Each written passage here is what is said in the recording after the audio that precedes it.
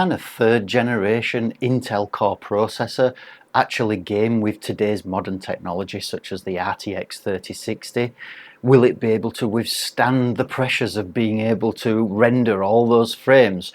I have an i3 3240. Let's find out.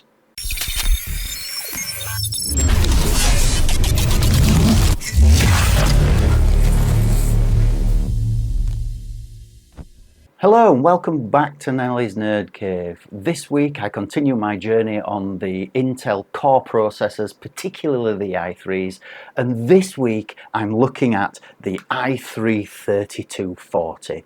This little beast has 2 cores, 4 threads, is a socket 1155, runs at 3.4 GHz and has a maximum TDP of 55 watts.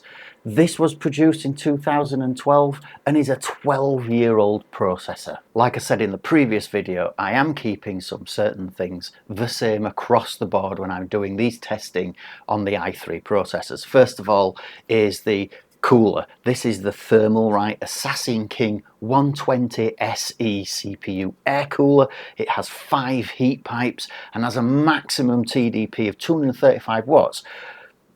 I haven't yet tested to see if it can deal with 235 watts, but if the literature is correct, then that's a brilliant air cooler. I'm also using the same Kioxia Xperia 480GB 2.5-inch SSD, again with the same Windows image, with the same 3D Mark Time Spy and Doom Eternal so that we can do our gaming. I'm also keeping the amount of RAM. Now, with the particular motherboard that I'm using this time, unfortunately I have 2 slots. So the DDR RAM that I'm using is still DDR3. It's 1600 MHz, but I'm using 2 Kingston value RAM sticks. These are 8 GB each, giving us a total of 16 GB, the same as the previous testing that we did with 16 GB of RAM. The power supply I'll be using again is the Corsair HX620W, the same as last time, so that there's no differences in those power supplies. I'm still using the same gaming monitor, which is the MSI G27 245Hz 27-inch 1080p gaming monitor. 1080p because according to the Steam hardware analytics, most people are still gaming at 1080p. The thing that generally changes is going to be the motherboard, and here we have an Intel board. This is an Intel Desktop DH61WW. This is from 2011. It supports 2nd and 3rd generation processors, and this is going to be our test bed today. It's a very simple board. It has no frills, can't overclock on it, so when I get to the K SKUs, they're just going to be at the standard clock rates that we generally use with these. I'm also going to be using the 3 graphics cards previously. So just as a reminder, I'm going to be using the MSI GTX 970 gaming one. This has 4 GB of RAM. It's GDDR5. It has a maximum clock speed of 1253 MHz. It's PCI 3. But was released in 2014. The second one again is going to be the Palette GTX 1650.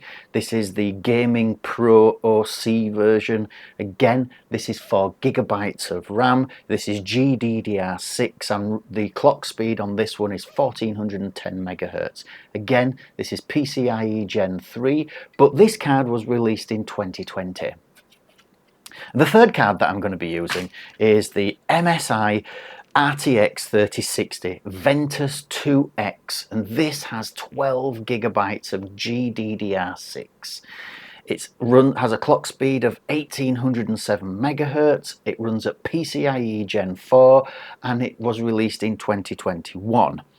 Having graphics cards that are PCIe Gen 3 and 4 doesn't really matter in this case, as the motherboard we're using only supports Generation 2. So some of the speeds might be a little bit slower. However, we should be able to get better results and more stable results because we're using a lower generation of PCIe. So before we get onto the build montage, why did I pick the RTX 3060 and the GTX 1650? Well, according to the Steam hardware analytics that they do once a year, the top graphics card that's used for gaming at this present moment in time is the RTX 3060. And the one that's second in the list is the GTX 1650. You should be able to see that from the image displayed on screen. And now let's move on to the build montage.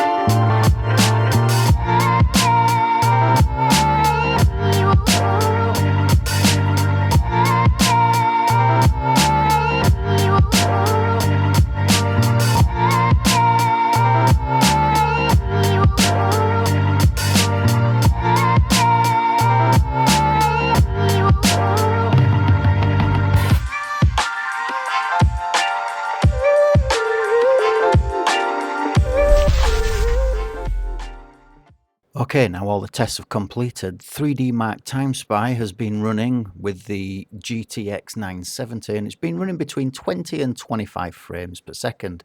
It's still a little stuttery here and there, but seems better than the second generation processors that I was using in the previous video. The scores here of 2969 is 5% better than the second generation processor with the same graphics card, the GTX 970, and the CPU score is also improved by a whopping 13%. So overall, a much better experience in the long run.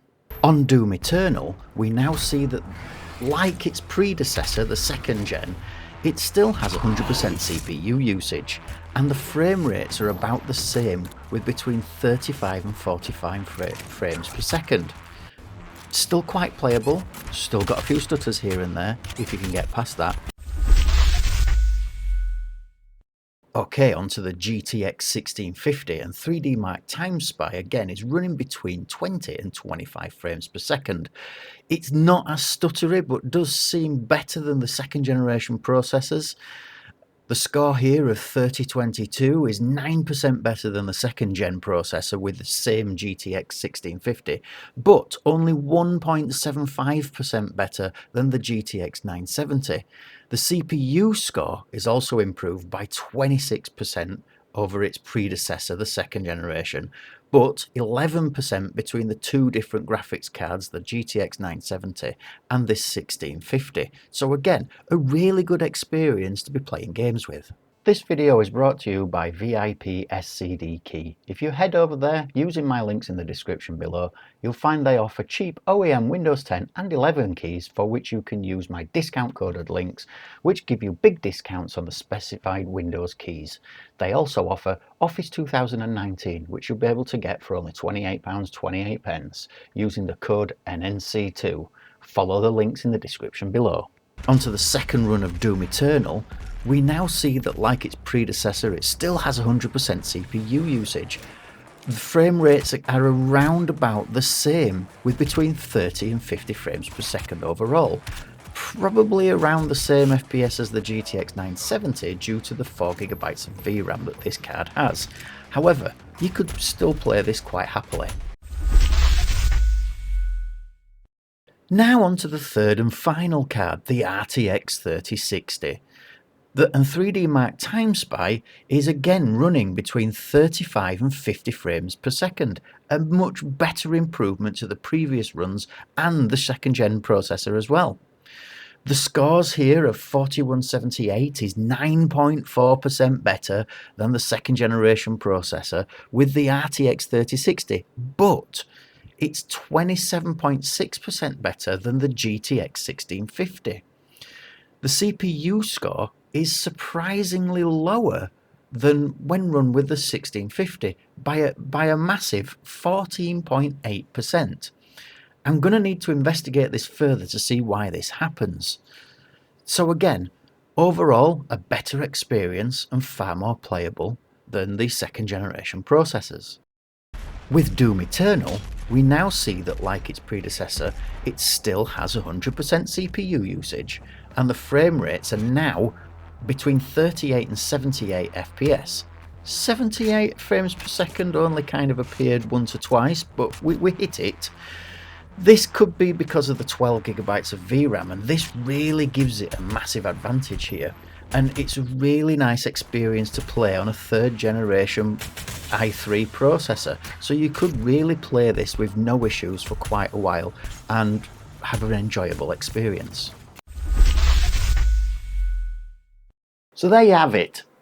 All the 3 tests are complete, and we've seen an improvement across the board compared to the second generation. But are these people correct who keep selling these things on Facebook Marketplace, Amazon, etc., where they're advertising these third generation as gaming PCs? Yes, they can be, if they have pretty decent graphics in them, if you kind of run them as best to your ability as you can and keep them as cool as possible. Yes, you can possibly do that. And with that, I hope you enjoyed my video. If you did, please don't forget to like and subscribe by hitting the button below. And until next time, see you later.